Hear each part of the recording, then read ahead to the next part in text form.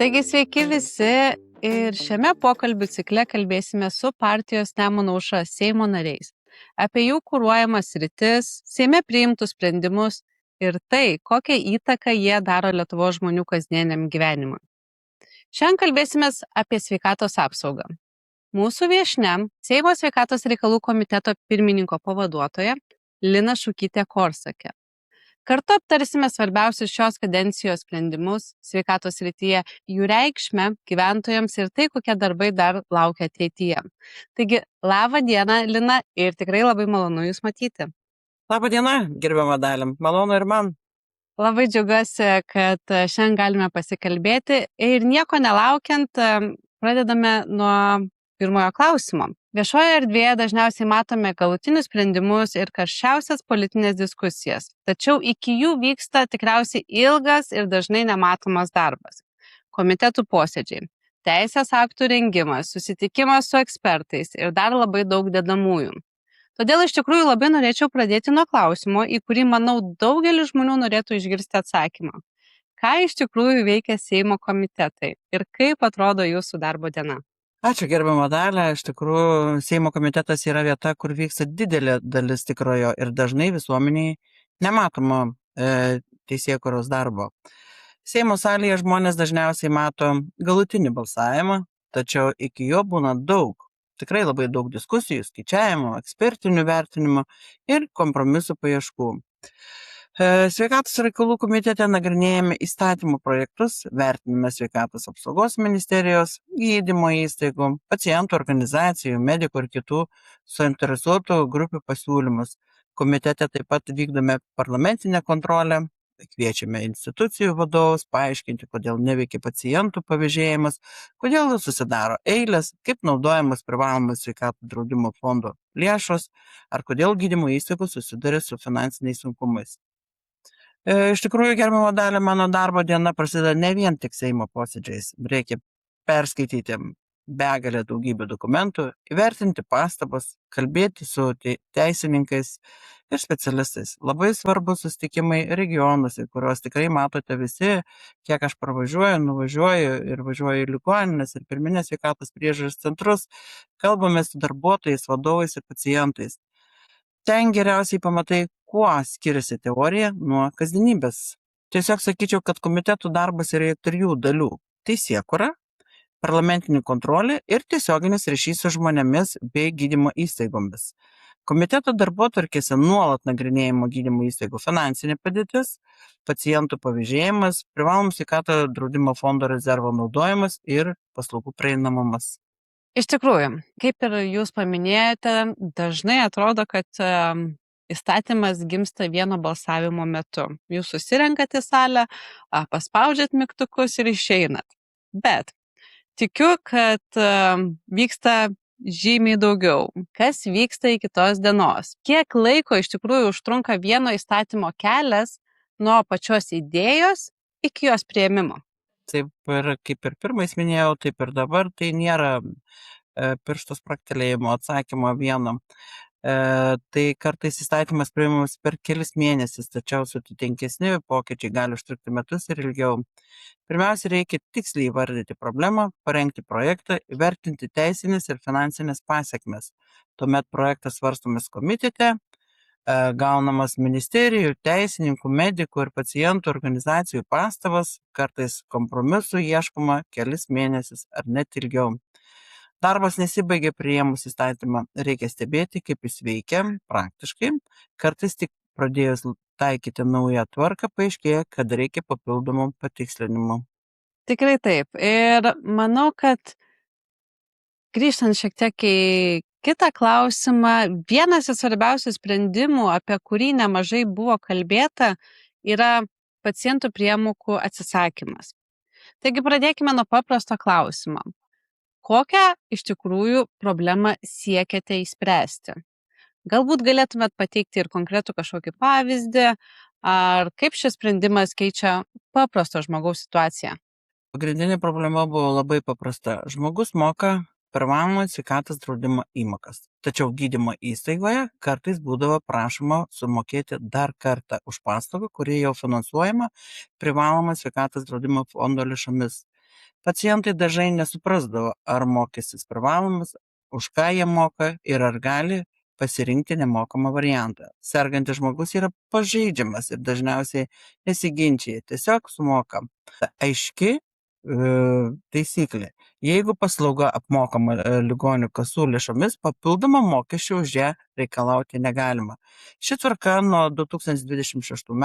gegužės 1 dienos taikoma tiek viešosiam, tiek privačioms gydymo įstaigoms, turinčiams sutartį su valstybinė ligonių kasomis. Galbūt galite konkretų pavyzdį, kaip iš tikrųjų tas sprendimas keičia paprasto žmogaus situaciją. Pavyzdžiui, žmogus turi siuntimą gydytojo specialisto konsultacijai ir kreipiasi į įstaigą turinčią sutartį su valstybinė ligonių kasa. Už tokią konsultaciją papildomai mokėti nereikia. Tas pats principas galioja operacijoms ir valstybės apmokamoms medicinos priemonėms. Pacientui turi būti pasiūlytas kokybiškas, valstybės lėšomis apmokamas variantas. Jeigu žmogus savo norų pasirenka brangesnę priemonę, jis gali sumokėti kainų skirtumą, tačiau įstaiga privalo aiškiai informuoti, kad yra ir nemokamas variantas. Pagrindinė taisyklė - pacientas negali būti antrą kartą apmokestinamas už tai, už ką jau sumokėjo valstybė. Svarbu pasakyti ir tai, kad ne visos medicininės paslaugos automatiškai tampa neapmokamos. Jeigu paslauga nekompensuojama privalomų sveikatos draudimo fondo lėšomis, žmogus neturi reikiamo siuntimo arba savo iniciatyvą renkasi visiškai mokamą paslaugą, už ją gali tekti mokėti. Esminė taisyklė - negalima antrą kartą apmokestinti to, už ką jau sumokėjo valstybė. Skamba kaip nuostabus dalykas ir klausimas, kodėl iki šiol nebuvo tai padaryta, bet tikriausiai jums prieš priimant šį sprendimą teko girdėti įvairių nuomonių ir tikriausiai abejonių ir galbūt kritikos. Kokius dažniausiai klausimus ar nuogastavimus iš pacientų, iš aplinkos girdėdavote? Tai buvo iš tikrųjų labai diskusijų daug ir be abejo mes komiteto nariai labai daug gavome pasipriešinančių laiškų, buvo sakoma, kad didės pacientų eilės, dalis privačių gydymo įstaigų atsisakys sutarčių su valstybinė ligonių kasa, sumažės paslaugų pasirinkimas, suprastės jų kokybė arba gali sugrįžti neoficialūs mokėjimai. Šio nuogąstavimo negalima tiesiog atmesti. Priėmus įstatymą būtina užtikrinti, kad privalomas sveikatos draudimo fondo apmokėjimo įkainiai būtų pagrįsti. Gydymo įstaigos turėtų pakankamą finansavimą, o valstybinė ligonių kasa realiai kontroliuotų, ar pacientai nėra apmokestinami kitais pavadinimais. Finansavimo problemos negali būti sprendžiamos sergančio žmogaus sąskaita, kai jis prie gydytojo kabinetų pastatomas prieš faktą arba sumokėk, arba laukia. Įstatymą numatytas 3 metų poveikio vertinimo laikotarpis. Iki 2030 metų turės būti įvertinta, ar įstaigos tikrai nereikalauja papildomų mokėjimų ir ar valstybės apmokamos paslaugos nėra patiekiamos kaip mokamos. Mano pozicija yra tokia: apsaugome pacientą, bet kartu stebime eiles, paslaugų apimtis, gydymo įstaigų finansinė situacija ir esant poreikiai koreguojama įgyvendinimo mechanizmą. Tikiuosi, kad rezultatai nudžiugins visus ir išsklaidys visas abejonės, kurias turėjome prieš tai, arba galbūt turėjo kažkas prieš tai. Ir keliaujame prie sekančio klausimo. Seimas priėmė jūsų inicijuotą įstatymą dėl valstybės PSD įmokų didinimo. Galbūt galite paprastai paaiškinti, ką tai reiškia, su kuo tai valgoma ir kodėl šis sprendimas buvo svarbus visai sveikatos sistemai? Taip, valstybė privalomuoju sveikatos draudimu draudžia didelę visuomenės dalį. Tai yra vaikus, pensininkus, žmonės su negale, registruotus bedarbius, besilaukiančias moteris ir kitas įstatymę nustatytas grupės. Valstybės lėšomis privalomuoju sveikatos draudimu draudžiami asmenys sudaro apie 47% visų privalomų sveikatos draudimo apdraustųjų. Iki šiol valstybės mokama įmoka buvo skaičiuojama pagal minimalią mėnesinę algą ir gerokai atsiliko nuo vidutinės dirbančiojo žmogaus privalomų sveikatos draudimo įmokos. Tačiau gydymo paslaugos vaikui, pensininkui ar negalę turinčiam žmogui nekainuoja mažiau vien todėl, kad jį draudžia valstybė. Kartu su kolegomis, tai su gerbiamu Raimondu Šukiu inicijavome pakeitimą, pagal kurį valstybės įmoka palaipsniui susijęjama su vidutinė dirbančiojo žmogaus privaloma sveikatos draudimo įmoka. Seimas įstatymą jau priėmė. Nuo 2027 metų valstybės įmoka už vieną valstybės lėšomis draudžiamą žmogų sudarys 50% vidutinės dirbančio asmens privalomos sveikatos draudimo įmokos. Vėliau ji kasmet didės po 5 procentinius punktus, kol pasieks 75 procentus. Paprastam žmogui tai nereiškia, kad jis pats turės mokėti daugiau. Didesnį įmoką už valstybės draudžiamus žmonės mokės valstybė iš biudžeto. Kodėl iš tikrųjų šis sprendimas buvo toks svarbus visai sveikatos sistemai? Sveikatos sistema negali būti tvari, jeigu valstybė už savo draudžiamus žmonės sumoka gerokai mažiau negu vidutiniškai sumokama už dirbantį žmogų. Tai sukuria struktūrinį finansavimo trūkumą. Gydymo įstaigos turi suteikti paslaugas visiems apdraustiesiems, tačiau į fondą už skirtingas žmonių grupės patenka labai nevienodos sumos. Trūkstant lėšų atsiranda neapmokėtos virš sutartinės paslaugos, kaupiasi gydymo įstaigų įsipareigojimai, sunkiau didinti mediko atlyginimus, atnaujinti įrangą ir mažinti eiles. Priimtas įstatymas šios problemos neišspręs per vieną dieną, tačiau sukuria aiškią ilgalaikę kryptį. Valstybės įmoka didės palaipsniui, todėl biudžetas galės tam pasiruošti, o sveikatos sistema kasmet gaus daugiau lėšų. Man svarbus ir teisingumo principas. Vaikui, pensininkui ar žmogui su negalia reikalinga tokia pat kokybiška pagalba, kaip ir kiekvienam kitam. Todėl valstybė, prisimdama pareigą juos drausti, turi skirti tam realų, o ne simbolinį finansavimą. Tai investicija ne institucijas, o į konkrečias paslaugas, trumpesnį laukimą, daugiau konsultacijų, modernesnį gydymą ir didesnį paslaugų prieinamumą regionuose. Na ir toks trumpas tarpinis klausimas, o pacientai šio pokyčio naudą pajus iš karto, ar tai labiau ilgalaikė investicija? Papildomų priemokų atsisakymas jau galioja nuo 2026 m. gegužės 1 dienos, todėl žmogus šiandien kreipdamasis dėl privalomų sveikatos draudimo fondo apmokamos paslaugos į sutartį su ligonio kasa turinčia įstaiga jau turi teisę ją gauti be papildomo mokesčio. Jeigu pacientų prašoma mokėti, įstaiga turi tiksliai ir suprantamai paaiškinti, už ką mokama ir kokia nemokama alternatyva siūloma. Valstybės privalomų sveikatos draudimo įmokų didinimo poveikis bus laipsniškas. Nauja skaičiavimo tvarka pradės veikti nuo 2027 metų, o įmoka vėliau didės kasmet. Todėl tai labiau ilgalaikė investicija į sistemos finansinį stabilumą. Pacientas neturėtų tikėtis, kad 2027 m. sausio 1 d. išnyks visos eilės, tačiau papildomas finansavimas turi leisti apmokėti daugiau paslaugų, stiprinti gydymo įstaigos ir mažinti situaciją, kaip paslaugos suteikiamas, bet lieka neapmokėtos.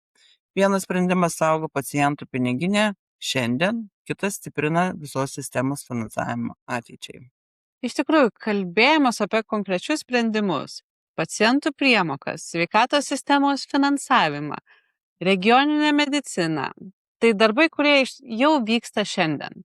Tačiau sveikatos sistema nuolat keičiasi, todėl norisi pažvelgti šiek tiek toliau į priekį. Jeigu šiandien galėtumėte įgyvendinti vieną didelį pokytį Lietuvos sveikatos sistemoje, kas tai būtų?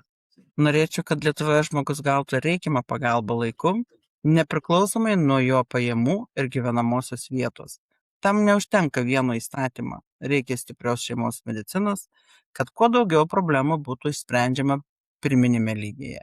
Reikia aiškaus paciento kelio, kad žmogus nebūtų siuntinėjamas nuo vienos įstaigos prie kitos. Reikia pakankamai specialistų regionuose ir tvaraus sveikatos sistemos finansavimo.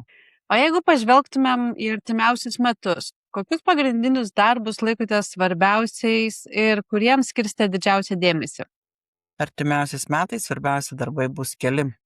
Pirmas - laukimo eilių mažinimas ir skaidri registracija. Turime matyti realias eiles, o ne atskirus kiekvienos įstaigos sąrašus. Antras - medikų pritraukimas ir išlaikymas regionuose. Priimtas rezidentūros sprendimas yra pradžia, tačiau reikės stebėti jo įgyvendinimą. Trečias - stabilus gydymo įstaigų finansavimas, didės valstybės privalomų sveikatos draudimo įmokos, turi virsti konkrečiamis paslaugomis pacientams. Ketvirtas - nuolatinė priemokų reformos kontrolė. Penktas - regioninių ligoninių paslaugų išsaugojimas ir aiškus ilgalaikis jų veiklos modelis. Mano tikslas nėra vien tik priimti daugiau įstatymų. Tikslas, kad žmogus realiai pajustų pokytį, registruodamasis atvykęs į gydymo įstaigą ir gaudamas pagalbą. Norėčiau paklausti ne apie įstatymus ar sprendimus, o apie jūs. Kas labiausiai motyvuoja kasdien tęsti šį darbą, net ir tada, kai tenka iš tikrųjų susidurti su kritika ar, kitaip tariant, sudėtingais iššūkiais? Na, gerbiama Dalia, labiausiai motyvuoja konkretus žmonės ir jų istorijas. Kai išgirsti apie žmogų, kurios konsultacijas laukia kelis mėnesius, negali sau leisti priemokos ar dėl būtinos paslaugos turi vykti į kitą Lietuvos kraštą, supranti, kad mūsų sprendimai nėra vien skaičiai ar įstatymų straipsniai, jie tiesiogiai veikia žmonių gyvenimą. Kritika politikoje yra neišvengiama. Sveikatos sistemoje beje kiekvienas sprendimas paliečia daug skirtingų interesų - pacientų, medikų, viešųjų ir privačiųjų įstaigų, savivaldybių bei valstybės biudžeto. Natūralu, kad nuomonės skiriasi. Stengiuosi atskirti konstruktyvią kritiką nuo politinės kovos. Jeigu žmogus ar organizacija parodo realią problemą, ją reikia išgirsti ir jeigu būtina, pakoreguoti sprendimą. Nė vienas politikas neturi teisės manyti, kad neklysta. Sudėtingos diskusijos negali tapti priežastimi nieko nekeisti. Jeigu aiškiai matai neteisybę, pavyzdžiui, kai pacientas antrą kartą apmokestinamas už valstybės jau apmokėtą paslaugą, turi imti sprendimų. Mane motyvuoja galimybė pasiekti, kad sveikatos sistema būtų nepatogi institucijoms, o suprantama, teisinga ir prieinama žmogui. Iš tikrųjų, būkime suprantami, teisingi ir prieinami žmonėms. Taigi, Lina, nuoširdžiai dėkoju Jums už pokalbį ir už tai, kad paprastai bei aiškiai pasidalinote savo darbu, sprendimais sveikatos apsaugos srityje. Ir ačiū Jums, mėly žiūrovai, kad buvote kartu. Tikiuosi, kad šis pokalbis padėjo geriau suprasti, kaip gimsta sprendimai Seime ir kokią įtaką jie daro mūsų kasdieniam gyvenimui. Jeigu Jums artimos mūsų keliamos idėjos, norite prisidėti prie pokyčių ir tapti aktyvia bendruomenės dalimi, kviečiame prisijungti prie partijos Nemuno aušra. Daugiau informacijos rasite vaizdo įrašo aprašyme ir iki kitų susitikimų.